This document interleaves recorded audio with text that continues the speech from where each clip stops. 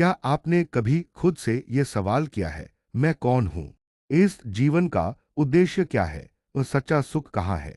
इन सवालों के जवाब सदियों पहले एक रणभूमि पर एक दिव्य संवाद में दिए गए थे। वो संवाद था ए भगवद गीता। नमस्कार, आप देख रहे हैं नो नाउ MY और आज हम समझेंगे भगवद गीता का दार्शनिक सार, जो न सिर्फ अध्यात्म बल्कि मनोविज्ञान, नैतिकता और आत्मबोध की गहराई तक जाता है। भाग एक, गीता का आरंभ, युद्ध या आत्मयुद्ध। कुरुक्षेत्र के मैदान में दो सेनाएं आमने सामने खड़ी हैं, पर इस युद्ध से भी बड़ा संग्राम अर्जुन के भीतर चल रहा है। अपने ही परिजनों के खिलाफ युद्ध करने की बात से अर्जुन भ्रमित हो उठता है और यहीं से जन्म होता है गीता के ज्ञान का।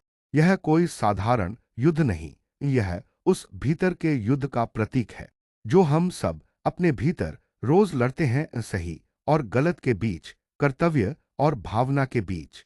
भाग दो, आत्मा जो न जन्म लेती है न मरती है।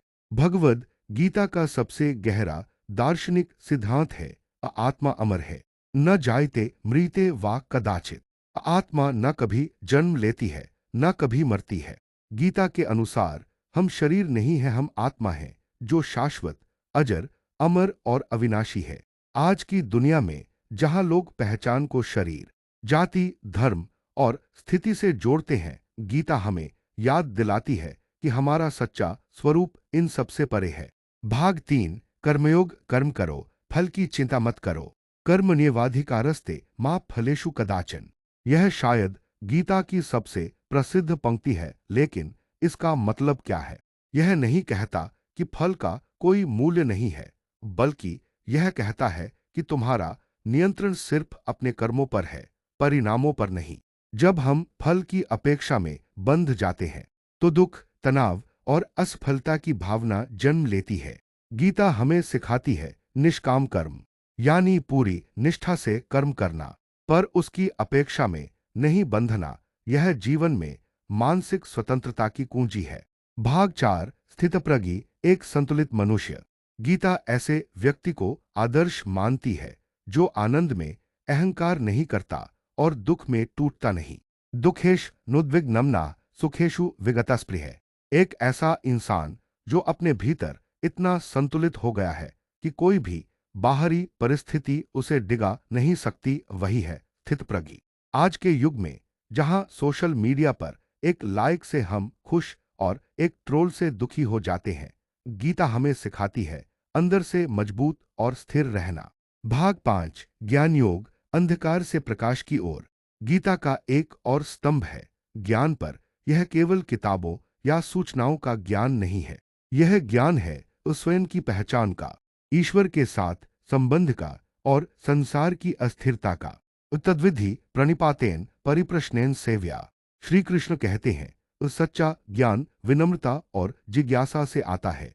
जब तक हम यह समझ नहीं लेते कि यह संसार अस्थायी है और आत्मा ही शाश्वत है, तब तक सच्चा ज्ञान अधूरा है। भाग छह, भक्ति और समर्पण का दर्शन। गीता का अंतिम निष्कर्ष है पूर्ण समर्पण। इस सर्वधर्मान परित्यज्य मामेकन शरणं व्रज। जब मनुष्य जीवन की उलझनों से थक जाता है, तब वह भगवान की शरण में आकर शांति पाता है। यह समर्पण कमजोरी नहीं, यह सबसे बड़ी शक्ति है। भक्ति केवल पूजा नहीं, यह है पूर्ण विश्वास और निस्वार्थ प्रेम। भाग सात, गीता और आज का मनुष्य।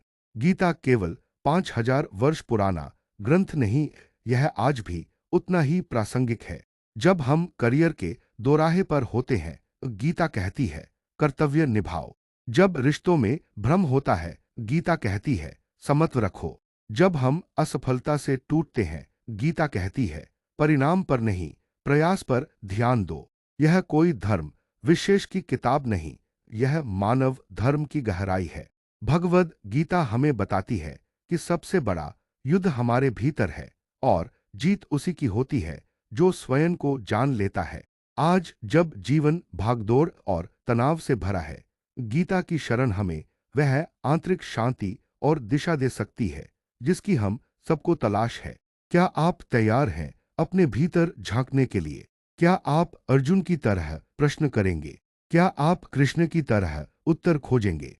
अगर आपको यह विचार पसंद आए हों, तो वीडियो को लाइक करें।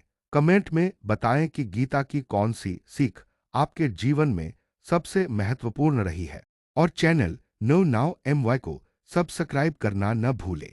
शुभ ज्ञान की ओर पहला कदम आज ही बढ़ाएं।